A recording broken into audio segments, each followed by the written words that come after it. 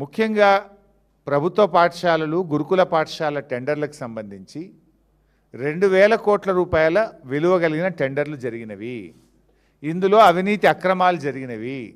ఇందులో తెలంగాణ బలహీన వర్గాల బిడ్డలు దళిత బిడ్డలకు అన్యాయం జరిగిందని బీఆర్ఎస్ పార్టీ ఆరోపించింది. నేను మాట్లాడాను. సీనియర్ అధికారిగా పనిచేసిన మా పార్టీ ప్రధాన కార్యదర్శి ఆర్ఎస్ ప్రవీణ్ కుమారు, గౌరవ మాజీ మంత్రివర్యులు కొప్పుల ఈశ్వర్ గారు కూడా మాట్లాడినారు.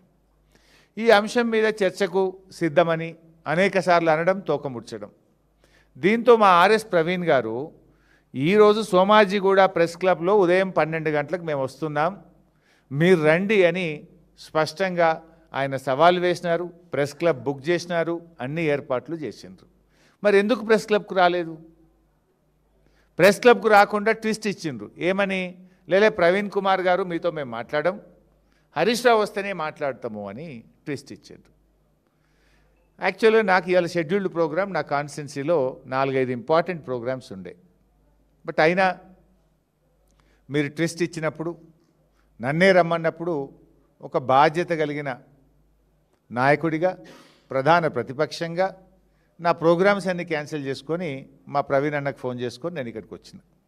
సో కొప్పుల ఈశ్వర్ గారు, నేను, ఆర్ఎస్ ప్రవీణ్ గారు మేము సోమాజిగూడ ప్రెస్ క్లబ్ పోవాలి. కానీ గౌరవ మంత్రులు కదా, వాళ్ళ మీద ఉండేటువంటి గౌరవంతో 3 మంత్రులు, సరేలే మనకు బేసిజాలు అవసరం లేదు, వాళ్ళు పిలిచిన దగ్గరికే పోదాం, ఏదో మేము పిలిచినాం సోమాజిగూడ, మేము ముందు సవాల్ వేసినాం, ఈడికే రా అని మేము జిద్దుకు పోలే. వాళ్ళు మంత్రులు, చలో గౌరవం ఇద్దాం, వాళ్ళు బిజీ ఉంటారు ప్రభుత్వంలో, వాళ్ళు పిలిచిన కాడికే వెళ్దామని మేము బయలుదేరినాం. బయలుదేరితే మమ్మల్ని మా కార్లను పోలీసులు ఆపేసినారు.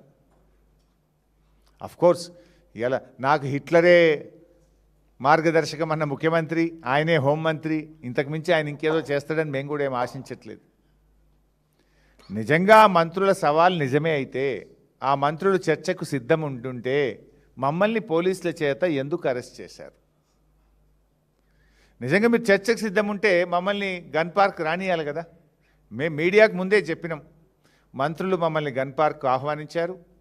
సరే, మేము అన్నకాడికి వాళ్ళు రావట్లేదు కదా, వాళ్ళకి ఈగో ఉండొచ్చు, వాళ్ళు పెద్దలు కావచ్చు, మాకేం అట్లాంటివి లేవు, ప్రజల కోసం, రాష్ట్రం కోసం 2 అడుగులు తగ్గడానికి కూడా మేము సిద్ధమని మేము అడిగి బయలుదేరినాం. సరే, బయట పోలీసులు అడ్డుకున్నారు. నేను 3 మంత్రులకు నా మొబైల్ నుంచి ఫోన్ చేశాను. పొన్నం ప్రభాకర్ గారికి ఫోన్ చేశాను, అడ్లూరు లక్ష్మణ్ గారికి ఫోన్ చేశాను, హజారుద్దీన్ గారికి ఫోన్ చేశాను. 3 ఫోన్లు రింగ్ అయినాయి, కానీ 3 ఫోన్లు ఎత్తలేదు. మరి మీరు రమ్మన్నారు, మమ్మల్ని ఏమో ఇక్కడ పోలీసులు ఆపుతున్నారు, మీరు కదా ప్రభుత్వం, పోలీసులకు చెప్పండి, మమ్మల్ని అలో చేయండి అని చెప్పడానికి 3 మంత్రులకు ఫోన్ చేస్తే మంత్రులు ఫోన్లు ఎత్తారు.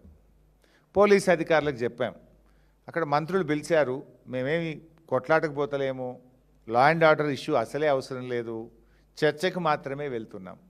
మంత్రులే మమ్మల్ని పిలిచారు, మంత్రులు మాకు సవాల్ వేసినారు కనుక దాన్ని స్వీకరించి మేము వెళ్తున్నాం అన్నప్పుడు మరి మమ్మల్ని పంపించాలి కదా. మమ్మల్ని పంపకుండా ఇవాళ మమ్మల్ని అరెస్ట్ చేసి తీసుకుపోయి పోలీస్ స్టేషన్లో పెట్టారు. అంటే దీన్ని బట్టి ఏమర్థమవుతుంది? చర్చకు మీరు సిద్ధంగా లేరు.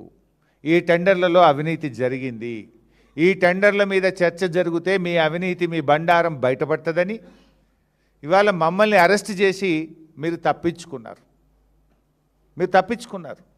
ఇన్ఫ్యాక్ట్ మేము పోలీస్ స్టేషన్ నుంచి కూడా మీడియా ద్వారా పిలుపునిచ్చాం.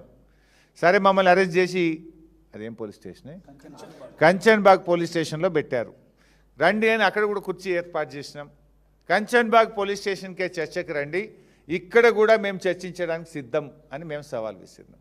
లేదు, మీ పోలీసులకు చెప్పండి, కంచన్బాగ్ పోలీస్ స్టేషన్ నుంచి మమ్మల్ని మీ పోలీస్ పహారాలో మమ్మల్ని సెక్రటరియట్కి అయినా, గన్ పార్క్ అయినా, అసెంబ్లీకి అయినా తీసుకెళ్ళండి, మేము మాట్లాడడానికి సిద్ధమని మీడియా ద్వారా ప్రభుత్వానికి, పోలీసులకు విజ్ఞప్తి చేసినాం.